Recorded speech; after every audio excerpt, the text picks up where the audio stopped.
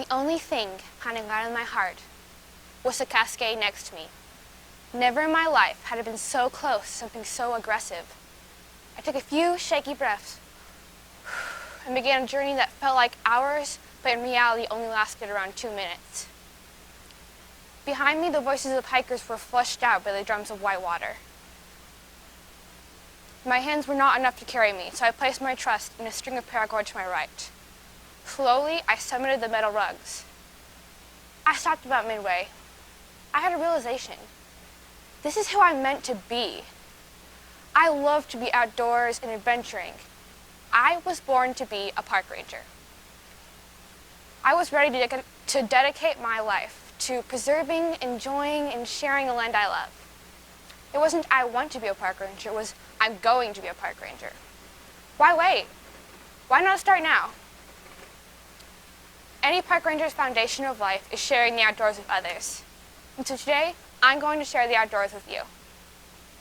Our ancestors loved the outdoors. They hunted, they fished, they even danced to celebrate nature. In the early 1900s, transcendentalism became a trend.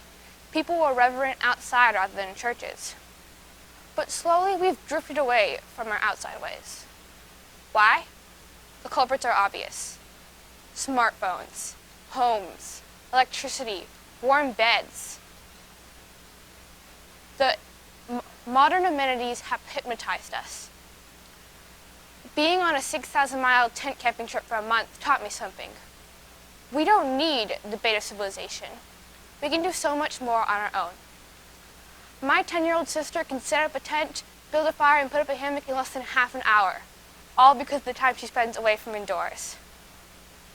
Remember my legacy moment? I was able to figure this out because I wasn't distracted by city buzz and constant chatter. When you're outside, the solitude of thriving outside allows us to set our own limits, our own expectations. We become more independent, more self-sufficient. We become so much more mature. When we're outside, we're not distracted by things like school and Netflix. We're able to focus on more important things, like exercise. I hiked over 40 miles in 2 weeks this summer. I'm not an athletic person. I'm like the last person we picked on the dodgeball team. But being outside, it makes you have a passion to explore the land. You want to see things you've never seen before. You're inspired to learn. Some parks even have classrooms designated to teaching visitors about the park. Other places have park theaters to help technology-driven people have an enjoyable and visual way to learn. But my favorite park program by far is the Junior Ranger program. The idea is simple. You're handed a small activity book, and it takes you through a tour through the park. By the end, you are up to date on the park's history and attractions. You take a quick oath and you're given a small badge. I have to admit, I felt a small swell of pride in my first badge. Being outside made learning so much more fun, so much more enhancing, more desirable. I sort of got addicted to it. This is my first badge. This is only about a month later. It just comes to show that when you're outside, it's a great place to learn. You don't just need school to learn. You can learn more about the environment than any classroom when you're outside.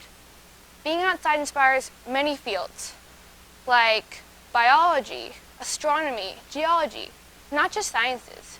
I went to a park program once, and it was not led by rangers. It was led by teachers earning their internship. Artists and authors like Edward Abbey have found inspiration outside. Learning about yourself and your environment is an amazing thing. But there's one thing I value more than either of these, and that is having fun. Nothing helps me connect more to my family than being outside does. Our Thanksgiving dinner is filled with the constant chatter of camping memories, like how my dad wore one of his favorite outfits, green pants, a tan shirt, and a special hat. People thought he was a park ranger. They drove up to our campsite asking these weird questions, and we were so confused.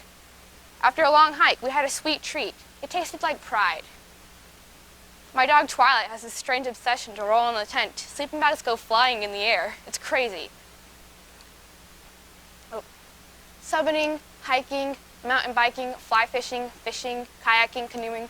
There's so much to do outside, it's impossible not to have a blast. This enjoyment is the fuel to solving world problems like depression, lack of confidence, even writer's block. I personally solved my own problems this summer. I'm an anxious person. I get nervous when I talk to people. I get stressed out easily. It's hard. But being outside helped me find this missing puzzle piece for success. Knowing who I was made everything easier. I even climbed over my fear of heights. Please, hear my plea. Get outside. The world needs happiness. The world needs strong people, ones who are independent. The world needs smart people, problem solvers, thinkers, doers. Maybe the world isn't the only one who needs these benefits. Maybe you do. Take your children outside. A survey showed that 70% of mothers recall playing outside as a child every day. The survey also showed that 30% of these moms say their kids do. If you take your kids outside, they'll teach their children, and so on. And their children will learn too. As Lyndon B. Johnson says, if future generations are to remember us with gratitude rather than contempt, we must leave them more than miracles of technology. We must leave them a glimpse of the world as it was in the beginning, not just after we got through with it. I've been in love with the outdoors my whole life. When I was 8, I started collecting patches from each place I camped. I now have over 80. It shows that one small feat can be life-changing. By going outside, you can change your life. Get outdoors. It means a lot. Travel, hike, explore. Share the outdoors with others. Be a park ranger. Thank you, and get outside.